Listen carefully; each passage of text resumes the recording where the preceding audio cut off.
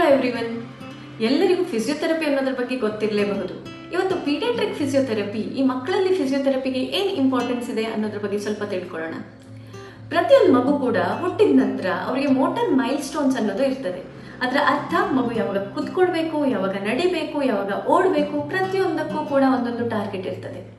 ಯಾವುದೇ ಒಂದು ಟಾರ್ಗೆಟನ್ನು ಅಚೀವ್ ಮಾಡಬೇಕು ಅಂತಂದರೆ ಮಕ್ಕಳ ಮಸಿಲ್ ಮತ್ತು ನ್ಯೂರಾನ್ಸ್ ಅದಕ್ಕೆ ಸರಿಯಾಗಿ ಕೋಆರ್ಡಿನೇಷನ್ ಇರಬೇಕಾಗ್ತದೆ. ಅದರ ಜೊತೆಗೆ ಮಸಿಲಿಗೆ ಸ್ಟ್ರೆಂತ್, ಬಲ ಇರಬೇಕಾಗ್ತದೆ. ಸೊ ಇದೆಲ್ಲದನ್ನು ಕೂಡ ಯಾವುದೇ ಒಂದು ವಿಷಯದಲ್ಲಿ ಮಗು ಹಿಂದೆ ಬಿದ್ದಿದ್ರೆ, ಅದು ಯಾವುದರಲ್ಲಿ ಹಿಂದೆ ಬೀಳ್ಬೋದು? ಮಗು ಡೆಲಿವರಿ ಆದವಾಗ ಏನಾದರೂ ತೊಂದರೆ ಆಗಿದ್ರೆ ಅವರನ್ನು ICU ಅಲ್ಲಿ ಇಡಬೇಕಾಗಿ ಬಂದಿದ್ರೆ, ನ್ಯೂರೋಲಾಜಿಕಲ್ ಕಂಡೀಷನ್ಸ್ ಇರಬಹುದು, ಇಲ್ಲ ಅಂತಂದರೆ ಸಿಂಡ್ರೋಮ್ಸ್, ಡೌನ್ಸ್ ಸಿಂಡ್ರೋಮ್, ಬೇಕಾದಷ್ಟು ಸಿಂಡ್ರೋಮ್ಸ್ಗಳಿದೆ, ಅದರಲ್ಲಿ ಇರಬಹುದು. ಯಾವುದೇ ಒಂದು ಕಾರಣದಿಂದ ಈ ಮಗುವಿನ ಬೆಳವಣಿಗೆ ಅದರಲ್ಲಿ ಮಗು ಹಿಂದೆ ಬಿದ್ದರೆ ಅವರಿಗೆ ಬೇಕಾಗುವಂಥದ್ದು ಪೀಡಿಯಾಟ್ರಿಕ್ ಫಿಸಿಯೋಥೆರಪಿ. ಅದರಲ್ಲಿ ಹೆಲ್ಪ್ ಮಾಡೋದೇನು? ಮಕ್ಕಳ ಮಸಿಲ್ ಸ್ಟ್ರೆಂತ್ ಬರಲಿಕ್ಕೆ, ಅವರ ಪೋಸ್ಚರ್ ಬೆಟರ್ ಆಗಲಿಕ್ಕೆ, ಅವರಿಗೆ ಕೋಆರ್ಡಿನೇಷನ್, ಬ್ಯಾಲೆನ್ಸ್ ಎಲ್ಲದರಲ್ಲಿಯೂ ಕೂಡ ಹೆಲ್ಪ್ ಮಾಡುವಂಥದ್ದು.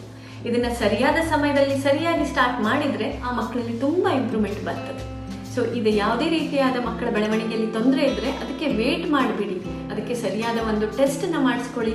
ಕಾರಣ ತಿಳ್ಕೊಂಡು ಯಾವುದಕ್ಕೆ ಬೇಕು ಅದಕ್ಕೆ ಸರಿಯಾದ ಒಂದು therapy, physiotherapy, paediatric physiotherapy start ಮಾಡಿದರೆ ಒಳ್ಳೆಯ ರಿಸಲ್ಟನ್ನು ನೀವು ಕಾಣ್ಬೋದು. Thank you.